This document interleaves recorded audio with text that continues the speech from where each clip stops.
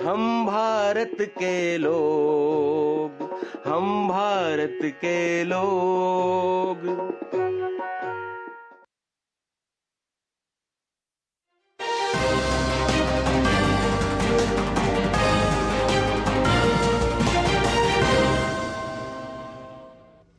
नमस्कार, DD news पर आप देखना शुरू कर चुके हैं समाचारों का बुलेटिन। मैं हूं लालचंद्र सिंह। देखेंगे देश और दुनिया की तमाम बड़ी खबरें, लेकिन सबसे पहले इस समय की हेडलाइंस।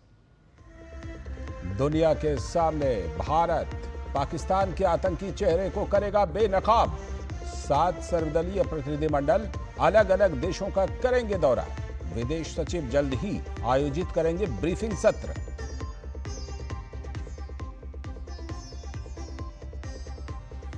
सेना के प्रति सम्मान दर्शाने के लिए गुजरात के साणंद में निकाली गई भव्य तिरंगा यात्रा।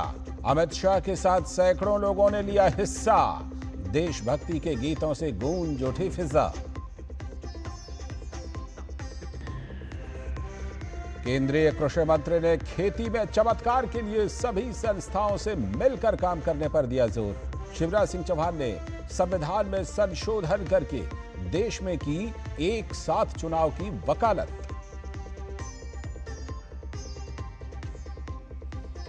हैदराबाद में एक इमारत में लगी भीषण आग के कारण 17 लोगों की मौत, दर्जनों घायल। प्रधानमंत्री नरेंद्र मोदी ने जताया दुख।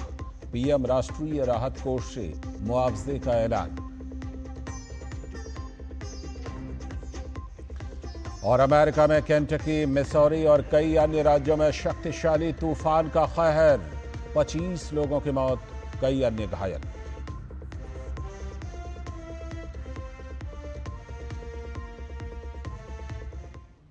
हेडलाइंस के बाद अब खबरें विस्तार से। ऑपरेशन सिंदूर की सफलता के बाद अब सरकार आतंकवाद के खिलाफ पाकिस्तान की सरकार को बेनकाब करेगी। विदेश सचिव विक्रम मिस्री विदेश यात्रा पर जाने वाले 7 प्रतिनिधिमंडलों को ब्रीफिंग देंगे। 7 प्रतिनिधिमंडलों को 2 चरणों में यह ब्रीफिंग दी जाएगी। विदेश सचिव विक्रम मिस्री संसद भवन में प्रतिनिधिमंडलों को ब्रीफिंग देने वाले हैं। श्रीकांत शिंदे, कनिमोझ झी और संजय झा की अगुवाई वाले प्रतिनिधिमंडल को पहले चरण में 20 मई को विक्रम मिस्री ब्रीफिंग करेंगे, जबकि सुप्रिया सुळे, बैजयंत पांडा, रविशंकर प्रसाद और शशि थरूर की अगुवाई वाले प्रतिनिधिमंडलों को विदेश सचिव 23 मई को दूसरे ब्रीफिंग सत्र में ब्रीफ करेंगे। सर्वदलीय प्रतिनिधिमंडल जल्द ही दुनिया के अलग अलग देशों का दौरा करेगा। इन प्रतिनिधिमंडलों की यात्रा 23 से 25 मई के बीच आरंभ होने की संभावना है। और हम आपको बता दें कि भारत सरकार अलग अलग देशों में अपना प्रतिनिधिमंडल भेज रही है। One mission one message one Bharat के तहत सांसदों, नेताओं और राजनयिकों के 7 प्रतिनिधिमंडल दुनिया भर में जाकर आतंकवाद के मुद्दे पर भारत का पक्ष रखेंगे और पाकिस्तान को घेरने की कोशिश करेंगे।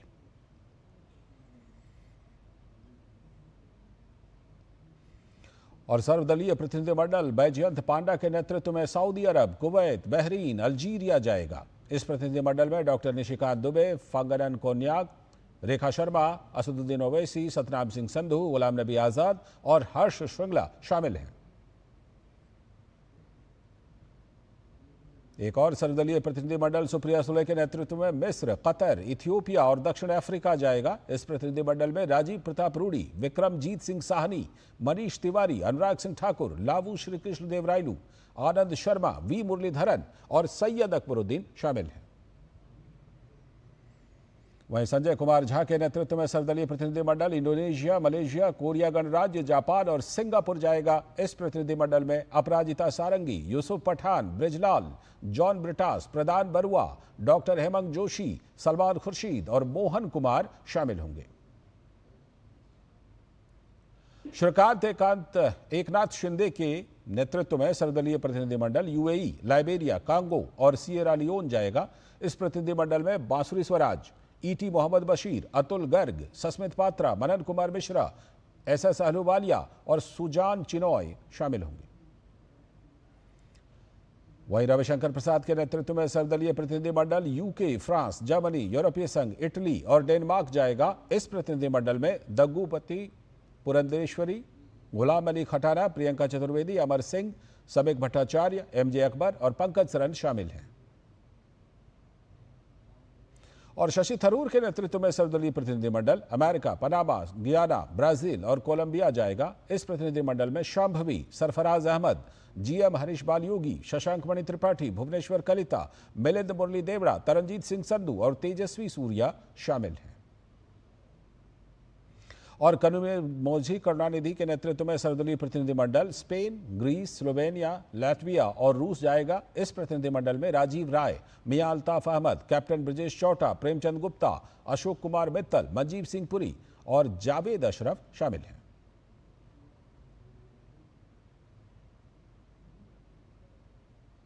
और विदेश मंत्री डॉक्टर एस जयशंकर 19 मई से लेकर 24 मई तक नीदरलैंड, डेनमार्क और जर्मनी की आधिकारिक यात्रा पर होंगे।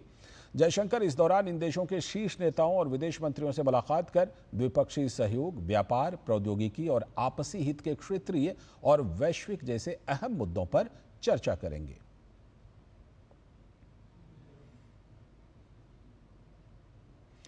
और अब आज की एक और बड़ी खबर। केंद्रीय मंत्री शिवराज सिंह चौहान ने कहा है कि देश को आगे बढ़ाने के लिए हमारे प्रधानमंत्री नरेंद्र मोदी जी प्राण प्रण से लगे हुए हैं। केंद्रीय मंत्री ने कहा कि पीएम मोदी का लक्ष्य देश को गौरवशाली, शक्तिशाली, संपन्न, समृद्ध और विकसित बनाने का है। इसके साथ ही शिवराज सिंह चौहान ने सशस्त्र बलों के शौर्य पर पूरा भरोसा जताया।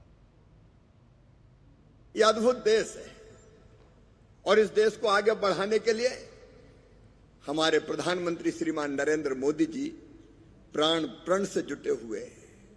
उनका लक्ष्य है एक वैभवशाली भारत, एक गौरवशाली भारत, एक संपन्न भारत, एक समृद्ध भारत और एक शक्तिशाली भारत का निर्माण, विकसित भारत का निर्माण। और भारत शक्तिशाली ये तो अभी आपने देख ही लिया है। हम अपनी तरफ से कभी किसी को छेड़ते नहीं हैं, लेकिन किसी ने अगर हमें छेड़ा तो उसे हम छोड़ते नहीं हैं। हमें अपनी सेनाओं पर गर्व है। सेना के शौर्य को प्रणाम करता हूं, उनके अचूक निशाने को प्रणाम करता हूं और अपने नेतृत्व की सटीक रणनीति को भी प्रणाम करता हूं। और केंद्रीय कृषि एवं किसान कल्याण मंत्री शिवराज सिंह चौहान ने अपने नागपुर दौरे के दौरान विकसित कृषि संकल्प अभियान में हिस्सा लिया।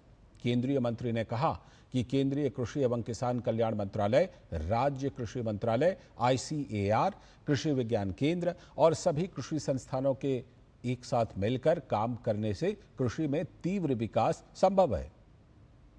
खेती में काम करने वाले खेती के लिए केंद्र सरकार, राज्य सरकार, ICAR जिसमें 16,000 वैज्ञानिक हैं, 113 हमारे अलग अलग कृषि अनुसंधान परिषद के अलग अलग इंस्टीट्यूट है, अलग अलग संस्थाएं, जिनमें से 11 तो महाराष्ट्र में ही हैं। अलग अलग संस्थाएं अपने अपने ढंग से काम कर रही है, कोई दाईं तरफ, कोई बाईं तरफ। मेरे मन में यह विचार आया कृषि मंत्री के रूप में कि शिवराज, अगर इन सब संस्थाओं को जोड़ दिया जाए, इनका लक्ष्य तय कर दिया जाए, लक्ष्य प्राप्ति का रोड मैप बना दिया जाए और उस पर पूरी मेहनत से चला जाए तो चमत्कार किया जा सकता है। खेती में चमत्कार किया जा सकता है। और देश में लोकसभा और विधानसभा के चुनाव एक साथ कराने की मांग काफी समय से चल रही है। तो एक साथ चुनाव को लेकर केंद्रीय कृषि मंत्री शिवराज सिंह चौहान ने कहा कि देश में अब एक साथ चुनाव होने चाहिए। उन्होंने कहा कि एक साथ चुनाव देश की प्रगति में सहायक होगा और इससे लगातार विकास के कार्यों को चलाया जा सकेगा। समय आ गया है एक साथ चुनाव का। संविधान में संशोधन करके लोकसभा और विधानसभा के चुनाव एक साथ कराने चाहिए। प्रधानमंत्री जी का सोच बहुत प्रोग्रेसिव है। वो कहते हैं राष्ट्र प्रथम, उसके बाद party. As a political party अगर हम सोचें तो बार बार चुनाव होने से तो बीजेपी को फायदा है। कहते हैं सब राजनीतिक दलों से कि ये नाटक नहीं चलेगा बार बार चुनाव का, संविधान में संशोधन हो और एक साथ विधानसभा के और लोकसभा के चुनाव 5 साल में एक बार हो, ताकि 4.5 साल सभी राजनीतिक दल, प्रधानमंत्री, केंद्रीय मंत्री, मंत्री, सांसद, विधायक, प्रशासन जनता की सेवा कर सके। राजनीति की दुनिया से बड़ी खबर। बहुजन समाज पार्टी की राष्ट्रीय अध्यक्षा मायावती ने अपने भतीजे आकाश आनंद को पार्टी में एक बार फिर से बड़ी जिम्मेदारी सौंपी है। मायावती ने आकाश आनंद को बसपा का मुख्य नेशनल कोऑर्डिनेटर बनाया है। रविवार को हुई बैठक में बसपा सुप्रीमो मायावती ने यह बड़ा फैसला लिया है। इसको लेकर मायावती ने सोशल मीडिया प्लेटफॉर्म एक्स पर एक पोस्ट किया है। बसपा अध्यक्ष मायावती ने आकाश आनंद को पार्टी का मुख्य नेशनल कोऑर्डिनेटर बनाने के साथ ही उन्हें पार्टी के से जुड़े आगे के कार्यक्रम भी दिए हैं।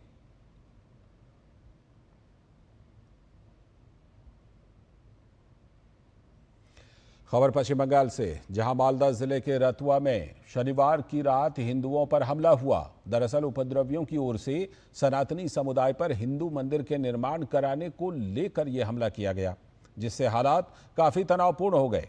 तो भाजपा के नेता शुभेंदु अधिकारी ने इस मामले की कड़ी निंदा करते हुए सोशल मीडिया प्लेटफॉर्म एक्स पर लिखा कि सनातनी समुदाय को कट्टरपंथी तत्वों के लगातार हमलों का सामना करना पड़ रहा है। उनका एकमात्र दोष मंदिर का निर्माण करना था।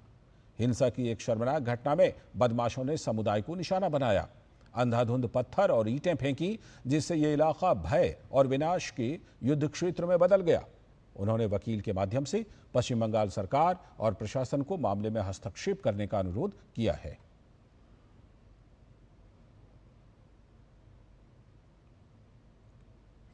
हरिद्वार में हर की पैड़ी के पास से पुलिस ने एक बांग्लादेशी महिला को गिरफ्तार किया है।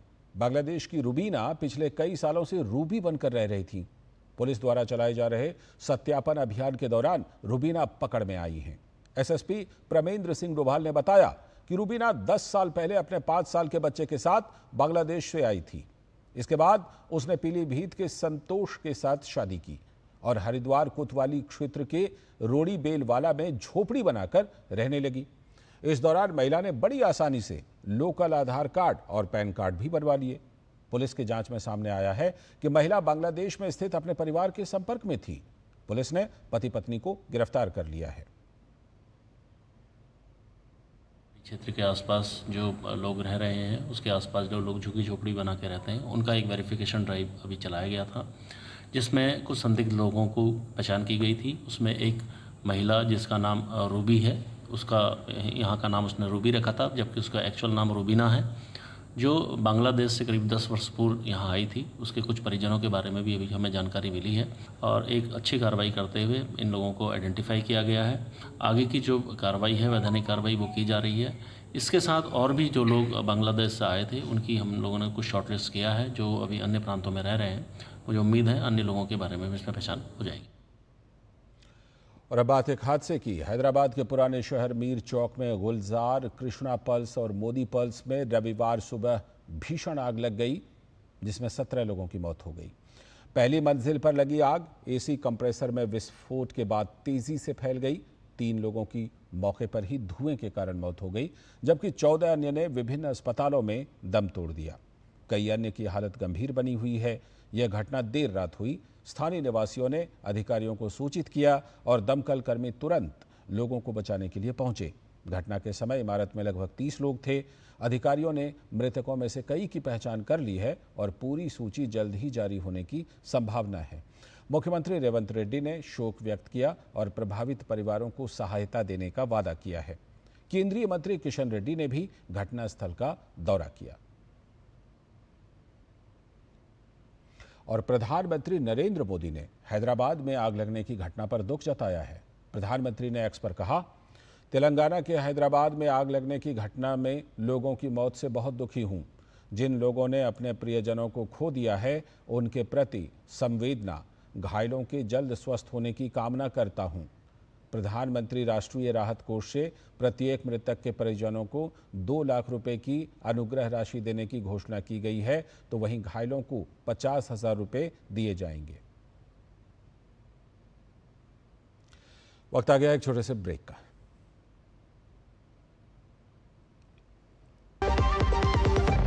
Assam tea and the culture around it is so unique and integral to the identity of Assam that we can't even think of Assam without tea. 200 glorious years of Assam tea. The saga will continue for many more centuries to come.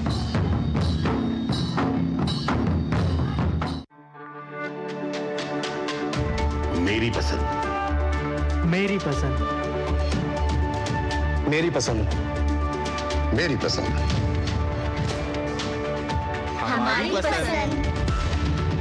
हम सबकी पसंद। मजबूत देश का मजबूत सरिया हो गया स्टील। स्वागत है ब्रेक के बाद। अब बात तिरंगा यात्रा की।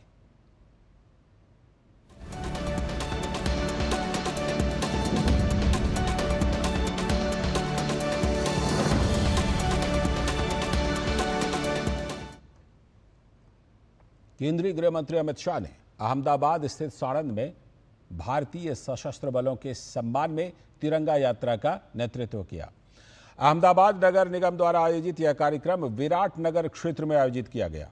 यह पहल राष्ट्रव्यापी अभियान का एक अहम हिस्सा है जो नागरिकों को अपने घरों पर राष्ट्रीय ध्वज फहराने के लिए प्रोत्साहित करता है और जिसका उद्देश्य देशभक्ति और राष्ट्रीय एकता को बढ़ावा देना है।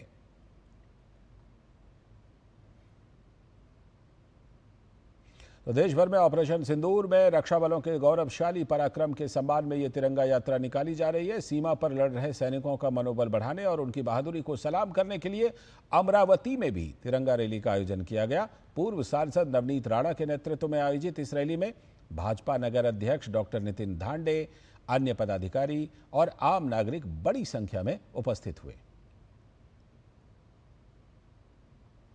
देश भर में भारतीय सेना के शौर्य और पराक्रम के लिए तिरंगा यात्रा निकाली जा रही है और इसी क्रम में जम्मू कश्मीर के सांबा जिले में भारतीय सशस्त्र बलों के सम्मान और ऑपरेशन सिंदूर की सफलता पर तिरंगा यात्रा निकाली गई। भाजपा के नेता सुरजीत सिंह सलाथिया ने यात्रा का नेतृत्व किया, जिसमें भारी संख्या में लोगों ने भाग लिया। और ऑपरेशन सिंदूर की सफलता के बाद जम्मू कश्मीर के रियासी में भी तिरंगा यात्रा निकाली गई। इस दौरान महिलाओं ने रैली में सबसे आगे मार्च करते हुए नेतृत्व किया। तिरंगा रैली में शामिल लोगों ने सशस्त्र बलों के साहस को नमन किया। और जम्मू कश्मीर के शोपियां में ऑपरेशन सिंदूर की सफलता को लेकर तिरंगा यात्रा निकाली गई। तिरंगा रैली बटपोरा से शुरू हुई और शोपियां के घंटा घर पर समाप्त हुई। इसका नेतृत्व भाजपा नेता और जम्मू कश्मीर वक्फ बोर्ड के कार्यकारी सदस्य जावेद अहमद कादरी ने किया। इस दौरान भाजपा कार्यकर्ताओं ने भी तिरंगा रैली में बढ़ चढ़कर हिस्सा लिया। और देश भर में ऑपरेशन सिंदूर की सफलता पर तिरंगा यात्रा जो निकाली जा रही है, उसी के दौरान झारखंड के जमशेदपुर में भी भारतीय सशस्त्र बलों के सम्मान में तिरंगा यात्रा निकाली गई। इस रैली का आयोजन भाजपा विधायक पूर्णिमा दास साहू और झारखंड भाजपा महिला कार्यकर्ताओं ने किया, जिसमें भारी संख्या में लोगों ने भाग लिया। तो ये थी तिरंगा यात्रा से जुड़ी हुई खबरें।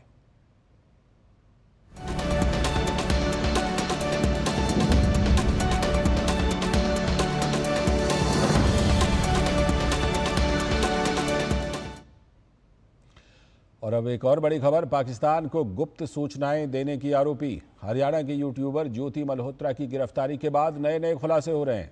ज्योति की गिरफ्तारी के कुछ ही घंटों बाद पुरी के ग्रैंड रोड पर उसकी तस्वीरें और वीडियो सामने आए, जिसमें वो श्री जगन्नाथ मंदिर के आसपास घूमती हुई नजर आई। ज्योति मल्होत्रा ने कथित तौर पर पुरी जगन्नाथ मंदिर पर ब्लॉग बनाया है। ज्योति ने सितंबर 2024 में भी पुरी की यात्रा की थी और इस यात्रा के दौरान पुरी की यूट्यूबर प्रियंका सेनापति ने उसकी मदद की थी। यह भी पता चला है कि प्रियंका ने भी पहले पाकिस्तान की यात्रा की थी, जिससे उसके बारे में भी संदेह पैदा हो गया है। जासूसी मामले में प्रियंका की संदिग्ध संलिप्तता पर पुरी के पुलिस अधीक्षक विनीत अग्रवाल ने बताया कि हम दोनों आरोपियों के संबंधों और प्रियंका की करतारपुर कॉरिडोर यात्रा की जांच कर रहे हैं।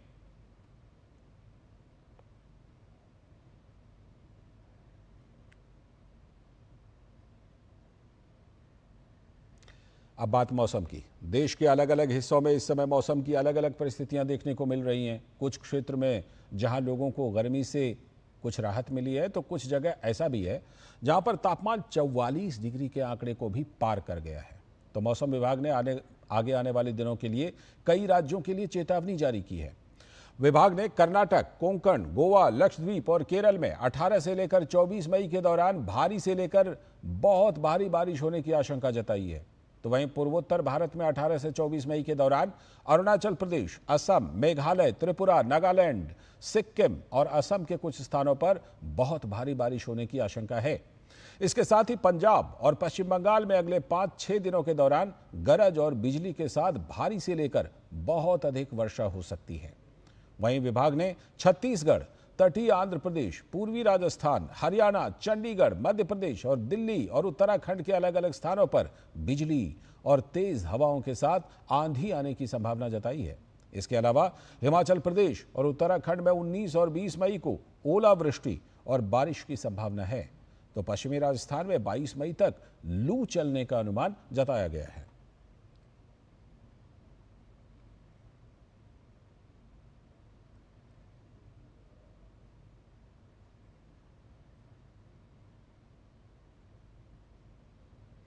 आगे बढ़ने से पहले वक्त आ गया एक और ब्रेक का। जब धरती चीर कर निकलता है लोहे का पत्थर और मिलता है मोंगिया के जोश से, फिर तपता है, पिघलता है और बनता है फौलाद। अब होता है सरिया सारी खूबियों के साथ। मोंगिया स्टील, मजबूत देश का मजबूत सरिया। स्वागत है ब्रेक के बाद। आगे की खबरों में प्रधानमंत्री नरेंद्र मोदी की आत्मनिर्भर भारत योजना देश के कोने कोने में सकारात्मक बदलाव ला रही है। इसका प्रभाव अब गांवों और किसानों की जिंदगी में भी साफ दिखने लगा है। छत्तीसगढ़ के रायगढ़ जिले के किसान अब पारंपरिक खेती से आगे बढ़कर आधुनिक और लाभकारी फसलों की ओर रुख कर रहे हैं। तो देखिए डीडी न्यूज के संवाददाता सोमेश पटेल की छत्तीसगढ़ से ये खास रिपोर्ट।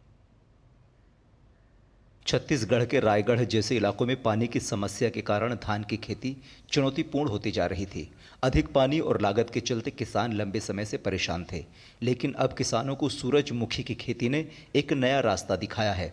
कम पानी में तैयार होने वाली यह फसल मुनाफा देने के साथ साथ आत्मनिर्भरता की दिशा में भी अहम भूमिका निभा रही है। किसान प्रेमानंद गुप्ता का कहना है कि पिछले 5 सालों से 10 हेक्टेयर में सूरजमुखी की खेती कर रहे हैं। उनका कहना है कि धान की तुलना में सूरजमुखी कम पानी में तैयार हो जाती है। इसमें हमको बहुत अधिक अच्छा मुनाफा मिल रहा है और 1 हेक्टेयर में कम से कम 30-40 हज़ार रुपया, मतलब 30-40 हज़ार रुपया शुद्ध इनकम बच जाता है। पहले धान लगाता था गर्मी में, तो उसमें पानी वानी और बिजली की बहुत समस्या होने के कारण हम उसको इसके बदले में सूरजमुखी की खेती कर रहे हैं। इसमें हमको मुनाफा बहुत अधिक हो रहा है। शासन से बीज और खाद सब हमको मिल जाते हैं। अश्वनी कुमार गुप्ता का कहना है कि वो धान के बाद सूरजमुखी की खेती कर रहे हैं। धान में बिजली, पानी और लागत ज़्यादा थी, जबकि सूरजमुखी की खेती में कम खर्च में ज़्यादा लाभ मिल रहा है। कृषि विभाग की ओर से समय समय पर प्रशिक्षण भी दिया जाता है, जिससे खेती को और भी बेहतर किया जा सकता है। इनकम सूरजमुखी में ज़्यादा है, इसमें टेंशन कम है। धान में ज़्यादा पानी लगता है। सूरजमुखी में क्या है कि उगने के बाद 2 पानी भी दोगे तो अपने आप पक जाता है। हालांकि उत्पादन कम होता है और 3-4 पानी देने से उसमें उत्पादन ज़्यादा आ जाता है। 1 एकड़ में कम से कम 30 हज़ार रुपया, 25-30 हज़ार बन जाता है। जिला कृषि अधिकारी अनिल वर्मा के अनुसार रायगढ़ जिले में अब तक 1274 हेक्टेयर क्षेत्र में सूरजमुखी की खेती हो रही है। इनमें से 81 हेक्टेयर में प्रदर्शन के रूप में खेती की जा रही है, ताकि अन्य किसान प्रेरणा ले सकें। किसानों को अच्छी किस्म के बीज, प्रशिक्षण और बाजार की सुविधा दी जा रही है। सूरजमुखी की खेती से किसानों को धान की तुलना में अधिक लाभ मिल रहा है। सूरजमुखी की खेती अभी बहुत अच्छे से की जा रही है। इसमें राज्य शासन का जो सहयोग NFSM योजना के माध्यम से किसानों को मिल रहा है, इसमें हम उन लोगों को बीज और दूसरे सामग्री भी फ्री में प्रदान करते हैं। इससे प्रोत्साहित होकर जिले रायगढ़ में अभी 1274 हेक्टेयर क्षेत्र में सूरजमुखी की खेती की जा रही है। इसमें 81 हेक्टेयर तो जो हम लोग प्रदर्शन के द्वारा दिए हुए हैं, बाकी किसान स्वयं से भी लगा रहा है। और प्रदर्शन में ऐसा है कि बीज हम लोग क्या है अच्छे वैरायटी का देते हैं, जो कि उत्पादन ज़्यादा देता है। इससे लोग किसान और उसमें आकर्षित होकर उस काम को कर रहे हैं। प्रधानमंत्री नरेंद्र मोदी की आत्मनिर्भर भारत योजना आज देश के हर कोने में नए अवसरों का आधार बन रही है। छत्तीसगढ़ के रायगढ़ जिले में किसानों ने इस योजना को आत्मसात करते हुए पारंपरिक खेती से आगे बढ़कर सूरजमुखी जैसी नई फसलें उगाई हैं। छत्तीसगढ़ के रायगढ़ जिले के किसान सूरजमुखी की खेती न सिर्फ अपनी आय बढ़ा रहे हैं बल्कि खेतों में नए मापदंड भी तय कर रहे हैं। सरकार की योजनाएं, तकनीकी मार्गदर्शन और किसानों की मेहनत ये मिलकर आत्मनिर्भर भारत की दिशा में एक सशक्त उदाहरण पेश कर रहा है। पुसौर, रायगढ़ और खरसिया जैसे क्षेत्रों में सूरजमुखी की चमक अब किसानों की मुस्कान बन रहे हैं। Somesh Patel, DD news, Chhattisgarh. अंतर्राष्ट्रीय जगत से कुछ बड़ी खबरें। अमेरिका में आए तूफान की चपेट में आकर 25 लोगों की मौत हो गई है। राज्य और स्थानीय अधिकारियों ने शनिवार को बताया कि अस्थिर वसंत मौसम प्रणाली ने यूएस मिडवेस्ट और ओहायो रिवर वैली में बवंडर पैदा कर दिया, जिससे केंटकी और मिसौरी में कम से कम 25 लोगों की मौत और संपत्ति को व्यापक नुकसान पहुंचा है। वहीं मिसौरी और पड़ोसी इलिनोइस में कम से कम आधा दर्जन बवंडर आए। सेंट लुइस की मेयर कैरा स्पेंसर ने कहा कि 5000 से अधिक घर प्रभावित हुए हैं। तूफान के दौरान बिजली चले जाने के कारण 1 लाख से अधिक लोगों को बिजली कटौती का सामना करना पड़ा है। इसके साथ इस बुलेटिन में फिलहाल इतना ही। हमें दीजिए अनुमति। नमस्कार।